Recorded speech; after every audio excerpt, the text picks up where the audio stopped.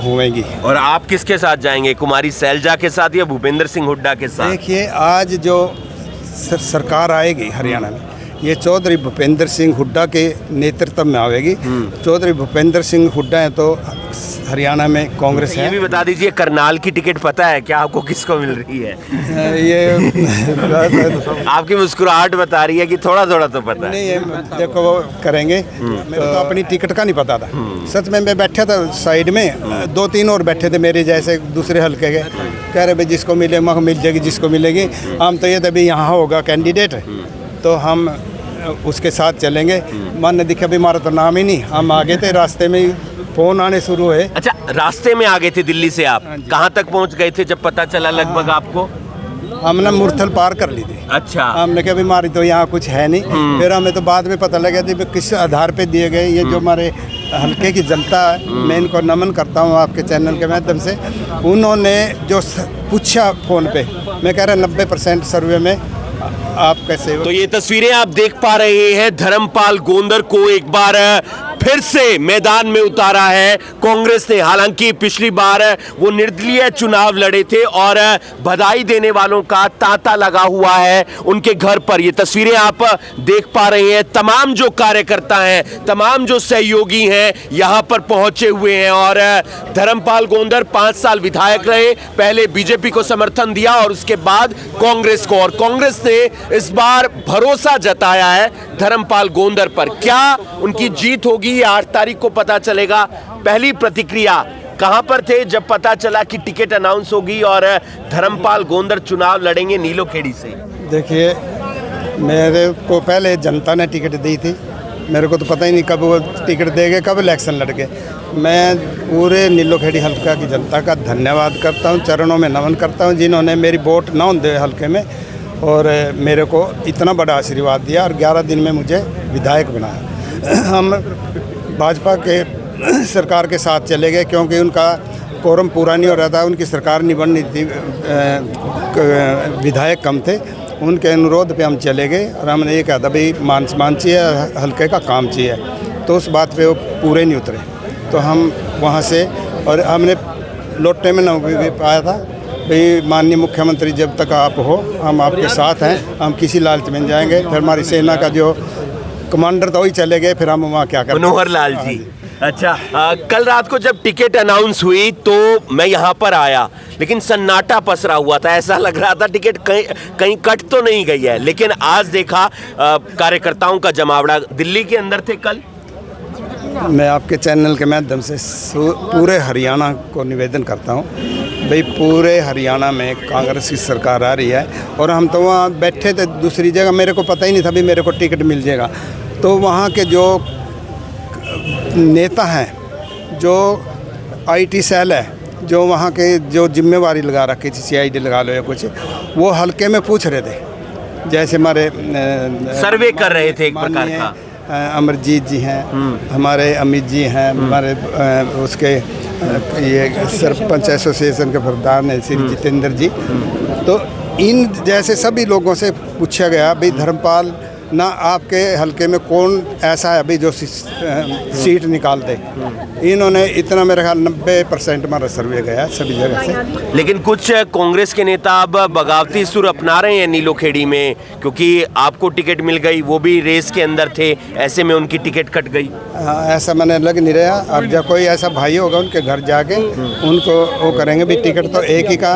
मैं तो आपका सहयोग करूँगा, हम MLA रहोगे, जितने कार्यकर्ता हैं उन्हीं को विधायक के रूप में देखेंगे और पूरी जनता को देखेंगे। मैं आपने 5 साल पहले भी देख लिया, आप कई बार मेरे को पहचान नहीं पाओ थे विधायक कहाँ, कई बार निकले जज्बात जी, तो मैंने ऐसा नहीं होने दिया। मैं लेकिन मन से जो आप बोलते थे उससे पता चल जाता था कि विधायक साहब बोल रहे हैं। वो तो फिर दूसरी बात थी ना जी, यहाँ पब्लिक थी, मान ले 10 लोग बैठे हैं, कहीं तो आगे चले जाओ विधायक कहाँ, क्यों देखें तभी किसका गोड्डे से नीचे कुर्ता है।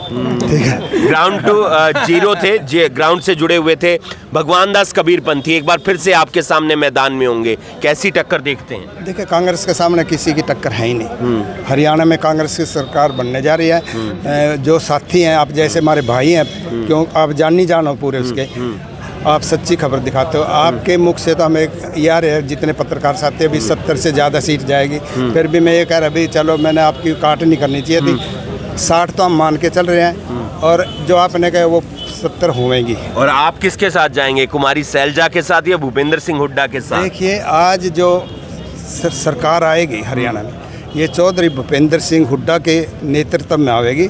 चौधरी भूपेंद्र सिंह हुड्डा है तो हरियाणा में कांग्रेस है, तो जिन्होंने मेरे को ऊपर इतना भरोसा जताया, तो मैं माननीय चौधरी भूपेंद्र सिंह हुड्डा जो भावी सीएम है उनके साथ उनके चरणों में रहेंगे सदा जब तक जिएंगे। और माननीय हमारे जो प्रदेश अध्यक्ष हैं इतने अच्छे हैं माननीय श्री उदयभान जी, तो मैं अच्छा ये भी बता दीजिए करनाल की टिकट पता है क्या आपको किसको मिल रही है?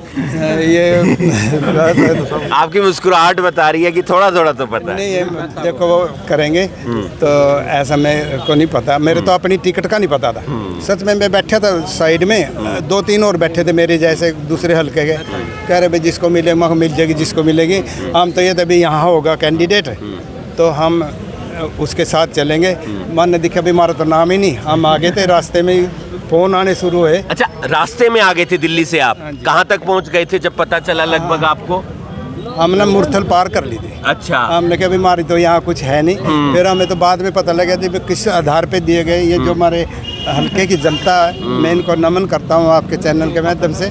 उन्होंने जो पूछा फ़ोन पे, मैं कह रहा 90% सर्वे में आपका सेवक थे।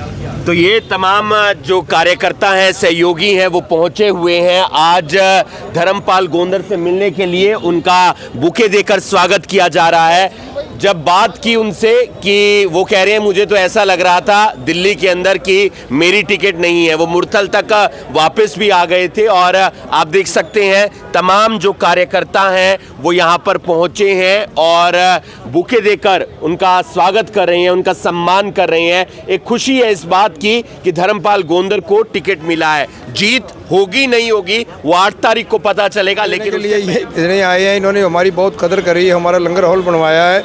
आज इनकी टिकट सुन के हम बड़े खुश हैं और इनको बड़े सुबह भी हमने 8 बजे के 7 बजे फ़ोन कर दिया था मैं कि आप पता नहीं कब मिलोगे। फिर बेटे ने फ़ोन किया, कहते बाबा जी आए हुए आप जाओ, तो इस मारे इनको प्यार देने आए हैं बाबा। मैं सबसे पहले तो आप पत्रकार साथियों का और मीडिया का धन्यवाद करता हूं और हाईकमान का भी धन्यवाद करता हूं, जिसने ईमानदार और स्पष्ट व्यक्ति को दोबारा से नीलो खेड़ी का उम्मीदवार बनाया।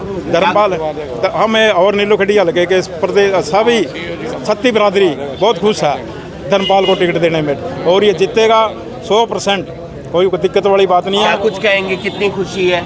देखिए सबसे पहले तो अभी ब्रेकिंग न्यूज़ के सभी दर्शकों को मेरी राम राम। मैं विजेंद्र खोकर, प्रदेश प्रवक्ता कांग्रेस।